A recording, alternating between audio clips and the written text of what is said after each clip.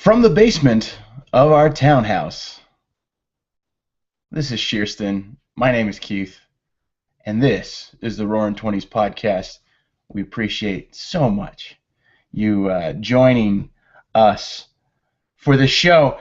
Uh, Important to bring up what we're talking about tonight, and it's knowing when to take a break. And I think that this is something a lot of people struggle with, is trying to figure out when to take a break from stuff. And I think that that's one of the things that is really hard to sort out when it comes to all facets of life. If you hear our dog is barking. She's gonna wake up the girls. Oh no! But no, it's really hard though when you're working on figuring out what to do with dating, with relationships, with work, with college. When is it okay, right, to take a break? And the person that gave us the idea for this was a reader of our blog. You can go check it out at www.roaring20s.com, and the 20s is a 2 and a 0 and an S. So Roaring, no G, 0S. 20s, 20S. So same as this podcast name, but just go to roaring20s.com, check out some of the posts. But he had a question about when is it okay to give up on dating. So that's where we're going to start. Just take a break. Not give up entirely. Don't give up. It's too quiet. But yes. Don't give up. Yes, don't give up. But one of the things that I think is really interesting, I guess, is I feel like I have a little bit of insight on this, so I'll start. I actually, before I was lucky enough to meet Shirsten, Oh. I was in a relationship with a girl for a couple years, and basically, all I'll say is that it was a confusing, troublesome, and disappointing and devastating breakup. Okay, and just Shirsten knows the details of it without getting too far into it. Just when it comes to bad breakups, this thing's a doozy. Agree? Agree. It was bad. So, after that, one of the things that I really struggled with was getting back into the dating circuit, if that makes sense. I just didn't really feel like I could be able to extend myself to somebody in a way that was fair, that gave an actual chance, to some poor girl out there to actually have a relationship, And I think that I knew that about myself. I wasn't ready to do it. I had felt that I had always done things to try to do best by the girl that I had dated, and I didn't really. I got heartbroken, right? And so because of that, one of the things that I really learned from that is that I gave it my all, the other person didn't, and at the end of the day, that became an important thing. And since I was let down by the other person not giving their all, I wanted to make sure I could do that. And so because of that, I determined to take a break from dating, also because I was just a psycho at that point. I didn't know how to be with a girl anymore. So that's sort of my insight on it, is that I would base it on if you want to take a break from dating, or if you're dating somebody and you need to break up, I think a big part of it is you have to give a kind of a gut check about whether you're ready to be all in for this other person or not. Yeah, you have to be, fair to whoever you're dating, and if you're untrustworthy for whatever reason, not you're untrustworthy. If you're untrusting for whatever reason, then it might be a problem. Yeah, I mean, you have to be willing. You have to be willing to be vulnerable. Mm-hmm. And I think you have to be willing to kind of be open and honest with like your your emotions and stuff. And I think that that's one of the things that I knew for a while that I wasn't. And so I had to take a break. My one piece of advice with that as well, though, and I kind of briefly mentioned it, is that if you do take a break from dating, you're going to be a weirdo when you try to date again. You're going to You're gonna have struggle. some issues. You're going to have some issues. It's you're gonna be all weird about it, and you're gonna be all defensive and act all funny about things. Uh, and so it's gonna be hard. It's gonna be hard for you to get into the swing of things. That's true when you take a break from all kinds of things. It takes a while to figure out how to be comfortable with it again. Yeah, I think that's right on the money. So I think I appreciate the question. I hope that gives enough insight there If you're to. asking the question, it might be a good idea. It might be a good Take a step idea. back and figure out why you felt compelled to take a break. And The big thing is though is one other thing I'll add to this. A lot of people stop dating, right? Or like dudes, they won't ask anybody out and they're gonna just focus, and then they don't like improve their problem. Does that make sense? They're like, oh, sweet, like I'm never gonna do anything on Friday or Saturdays. I did this, So what I'm gonna do is I'm gonna find a couple friends and we're gonna play, games, video games, or we're gonna, uh, do whatever it is, right? And so that's one of the things that I might kind of caution too as well, though, is that I wouldn't simply just ignore the the idea that you need to go out and you still got to improve yourself. Does that make sense? yeah, Solve the absolutely. problem. So Always work towards improvement. don't just stop like for no. Be thoughtful about it. I think some people kind of take breaks from things just being hasty without really kind of examining internally. In psychology, there's this idea of the los. I want to say low. It's LOCI, loci of control. Have you heard about this ever? No. So the idea is it's where people tend to put the power or the idea behind what people give credit to and blame. So, for instance, you either have an internal or external loci of control. So, one of the things that I would suggest when it comes to all that is that make sure that you use an internal loci of control. I did a whole lot of blaming, girls. Like, I'm a nice guy and I'm asking them out, I'm being kind, and it's all their fault and there's nothing I can do about this, right? And I think that's having an external loci control. Girls are crazy. No one's going to be accepting of me, right? Or whatever it is, right? For whatever reason, this face doesn't do it for anybody, right? And so you begin to start doing. I became a psycho, folks. I was a little bit weird. So, but like You weren't weird when I met you. no. I mean, there were some weird things, I guess. But everybody has weird things, right? Yeah. So and so that I think you're right. I think that everybody does have weird things, but that would be my biggest indicator is that you need to figure out, where look internally. I think just in life, one of the things that they talk about a lot in psychology is always keep that loci of control internal. That change yourself. Don't look to change other people. Try to figure out ways that you can improve scenarios on your own. I need to go make her stop. Okay, my wife is going to go make the dog stop barking. She hears us down here. She's so excited. Okay. In the meantime, on this hangout, I just will say that while she's not here, that I was lucky to meet Shirsten in the sense that uh, she dealt with some of my baggage like super good.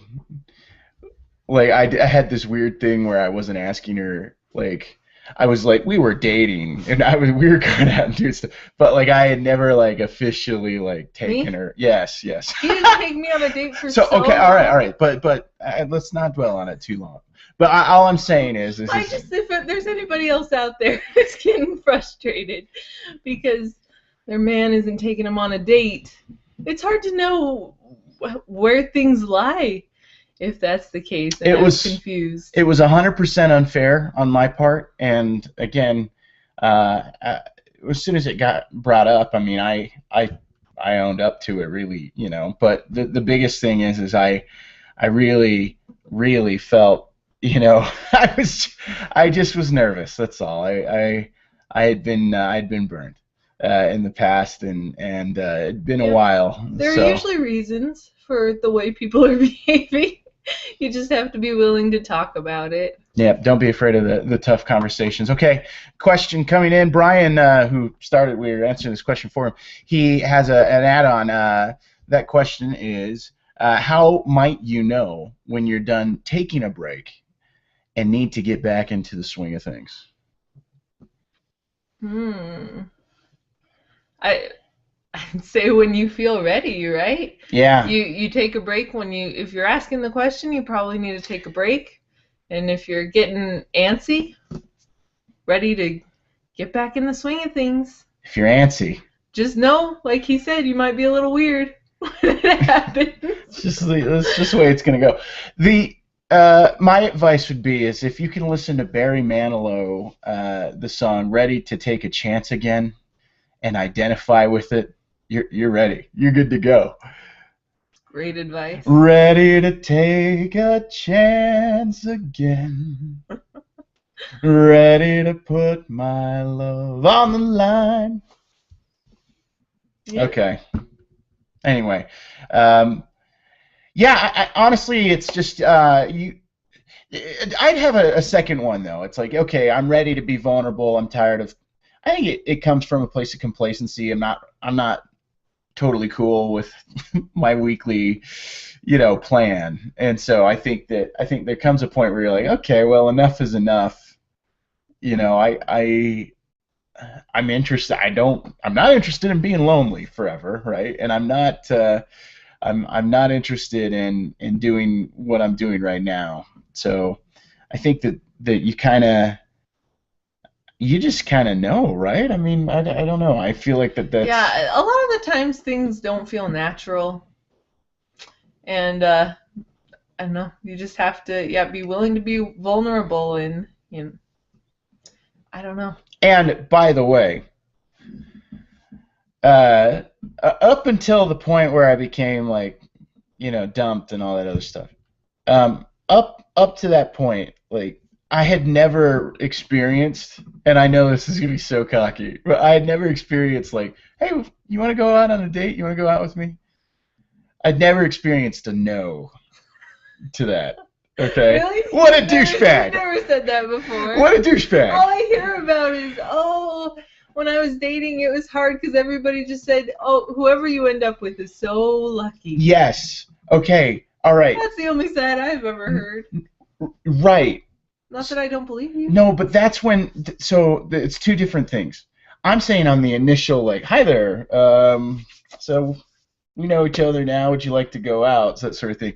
But then Yeah, things don't work out. I was getting declined from that. But now I'd go out with somebody and I'd ask them out maybe once, twice, two, three times, and then they're like, okay, well, how much charity can I possibly have? I'm not going out with this guy anymore. So then they'd go off into that crazy platitude about, well, you're really wonderful, and I really think you're a great guy, and you're going to be a great dad, and you're ambitious, and you're going to be able to do everything that I could ever want in a man, but you're not for me. And it was always, I got that speech You have to over give this guy and a second chance. I swore at one point that I would never date him. I said those words out loud to my friends. He's nice, but I'll never date him. yeah, that's just my personality. He just grows on you. I'm a grower. And there are lots of people like that. So anyway, appreciate the question coming in on that. Hopefully that helps. Just Basically, it's when you're tired of your scenario and you're ready to be vulnerable again. You can take a chance again. Okay, let's talk about taking a break from college. This is something that uh, I'd be happy to hear other people's opinions about taking a break from college, but from my side, this is the one where I would probably advise that as much as it sucks and as much as you're not like thrilled with how things are going, you probably need to hang in there. And, Yeah. and my reason is because uh, I I think that I've seen more people kind of take a break, right? And then they're like, "Oh, I'm going to work or I'm going to do this or that." But they take a break and then they never ever ever go back, right? Because now I'm too old for school, right? Oh, well, now I got to provide for myself and You now have or I've other got things other going on. responsibilities or I've got this or that going on and so it's like So I took a break because I had my girls.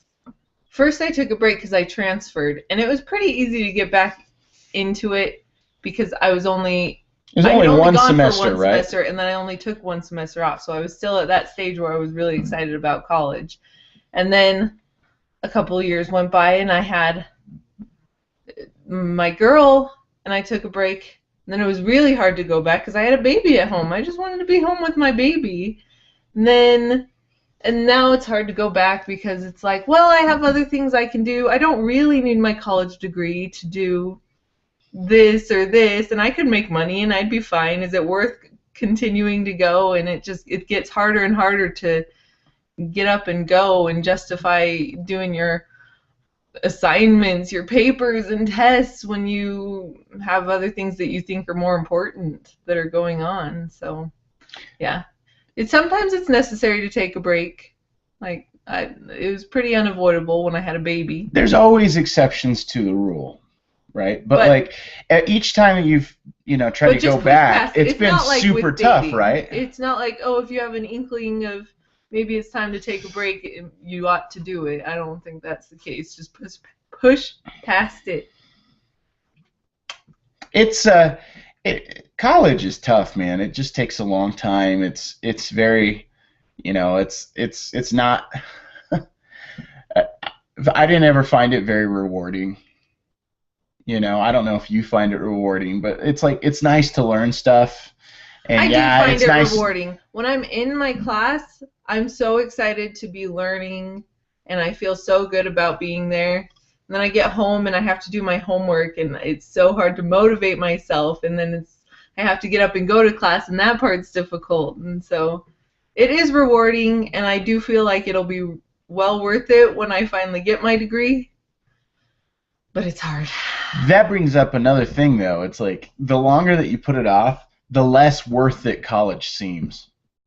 Yeah, I agree with that. And so it's like if you're gonna get a college degree and if you're gonna get that done, like you need to buckle down. I feel like Especially because it's so expensive. Don't keep pouring money it's into it. it's way expensive and then yeah you take on more and more responsibilities whether you've decided to get into a townhouse or if you've decided to get where you need a certain amount of money and now you can't make that kind of money because I can't be a full-time student and do that well, and if I'm trying to be a part-time student and finish college it's gonna take forever, right? And beyond that, and we'll talk about this on another show, right? But there's the big debate about whether college is even worth it anymore these days, because it costs so much money, and it's something like what, like 40% of people immediately graduate and move back in with mom and dad. It might be higher.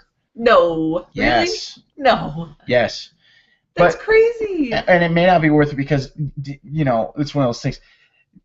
There's more debt that's taken out in education, college loans, right, than there are in credit cards in the United States. A lot more people have credit cards than go to college. So it's It's bad. it's it's it's really interesting. And honestly, that's the other one. If you're going to take a student loan, you're going to get everything done. This would be my other thing.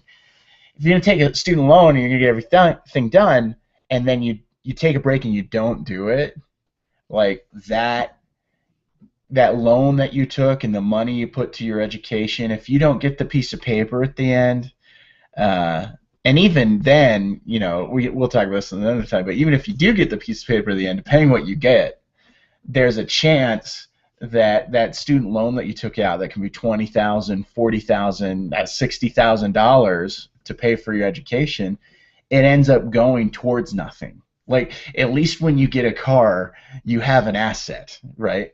To get your sociology degree, right? Great, but that's not really an asset. Does that make sense? And so, and if you don't get a degree, then you definitely don't have an asset, but you've spent all the money from your loan.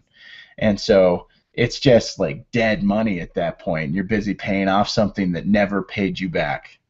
And so that becomes a huge deal. So I would advise, personally, don't take a break from college unless it's just you're like physically unable to do it, right? Unless you have a really good reason, or you're not planning on going back. You found something else that's not going to be as expensive or as time consuming that you think will if you found your be passion something you're and happy with, and a way to make a way in life, God bless you. Go for it. Whether it's like I've decided to do like we know people that did like massage therapy school, right, or something like that, and I know a lot of girls who did beauty school, and that's what they wanted to do, and so rather than do the full college, they got a trade, and they've made their life that way. Okay, so that's that one, and then let's talk about work for a minute. When should you take a break from work? Who has the luxury of taking a break from work? That is the greatest point that you could make. Who has the luxury to? By the way, this idea of breaks is really, all of it's sort of a luxurious idea. It's sort of like this entitled, like, well, I'm going to focus on me. I'm going to do what's Sometimes right for me, necessary. and I need to do that. But it is sometimes necessary, and that was one of the problems I feel like I had. When it came to taking breaks from my own dating and stuff, is that I kind of felt selfish in that. Does that make sense? And kind of like, because my parents were bothering me to move on and get into a relationship and improve my life by doing that and all that stuff. But at the same time, like, anyway, it was just hard to like. How do you justify that to your parents? Like, Mom and Dad, I know that I'm making enough money and I'm going to school but really I gotta take care of me right now. They're like, okay, well, you literally have one bill to pay right now, and it's like you study, you sit in a room, and it's like. So I always felt like that was a hard word to kind of justify to my parents because it feels like a luxury.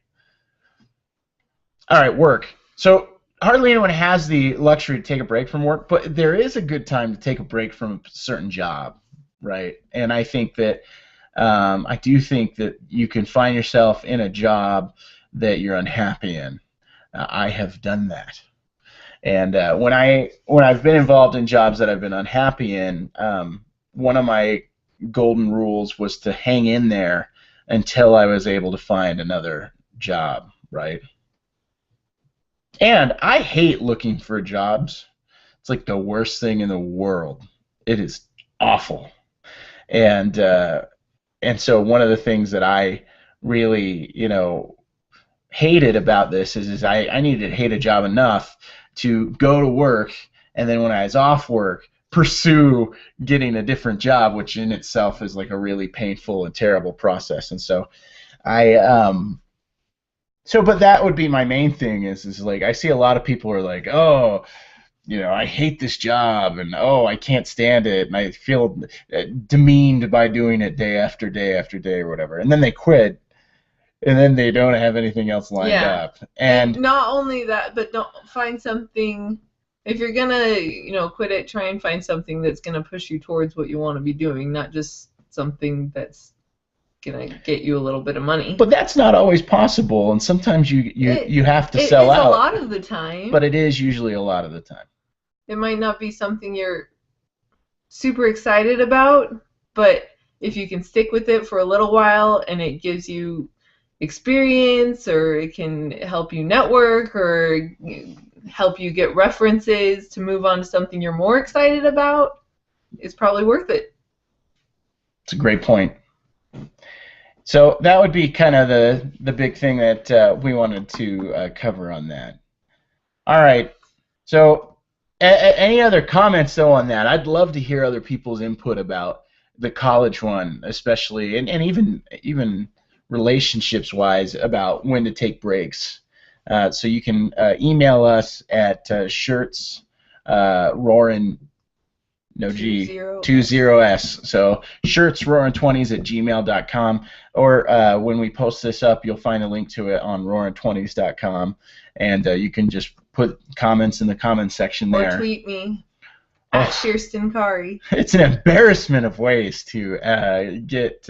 If you can make your point in 140 characters, then tweet it. So you don't want them to tweet me? Tweet me. I would love for people to begin tweeting you. Thank you. Yeah.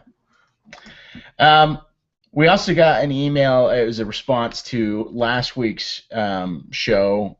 And if you remember, last week's show was about growing where you've been planted, or going and finding new soil. And so we got an email in from a listener named Cade.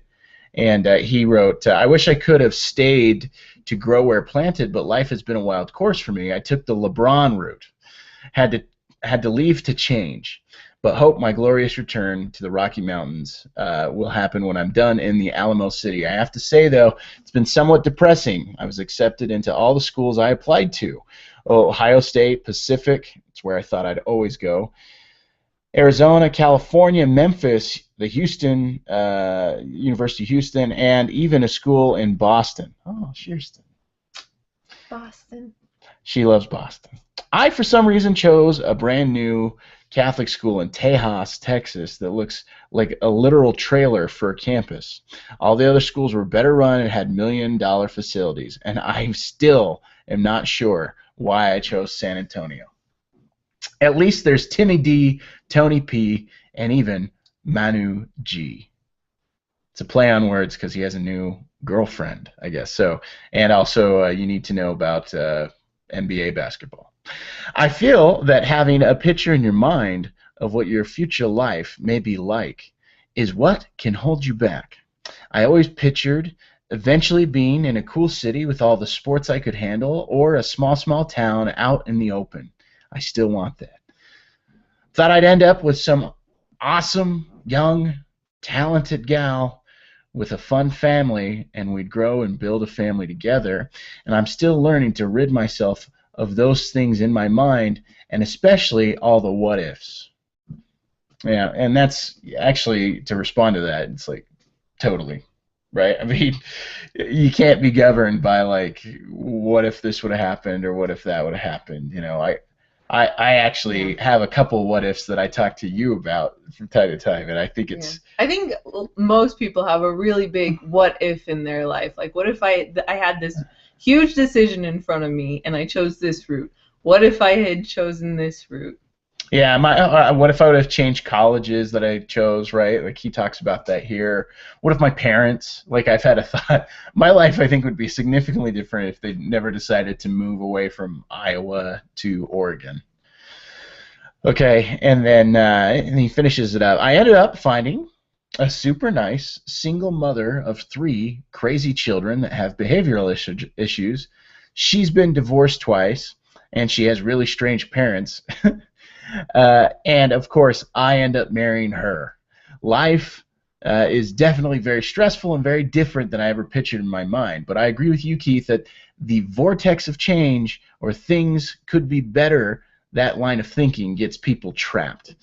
So try to grow wherever you are. Great show.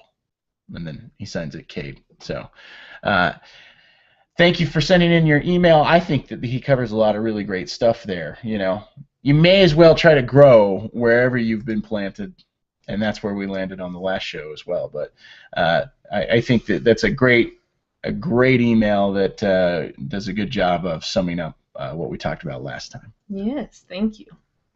Okay, We appreciate everybody checking out the show and watching it either on Google Plus or on YouTube. Appreciate that. Also, find the show on iTunes. You can find it by searching Roaring 20s Podcast. You can also find it on our website, roaring20s.com. If you happen to find it on iTunes, do us a favor and rate us. Tell us what you think, right? Rate the show. It's a huge benefit to us. We really will appreciate that. And maybe we need to figure out a little incentivize. Oh, Maybe a sticker or maybe you can kiss like a note, and we can mail it to people. Yeah, that's a huge incentive. We'll figure something out. We'll figure something out. But if you could, then we'd love to hear your views or your feedback, or if you have complaints about the show, let us know. Yes. Until next time. Thanks for watching.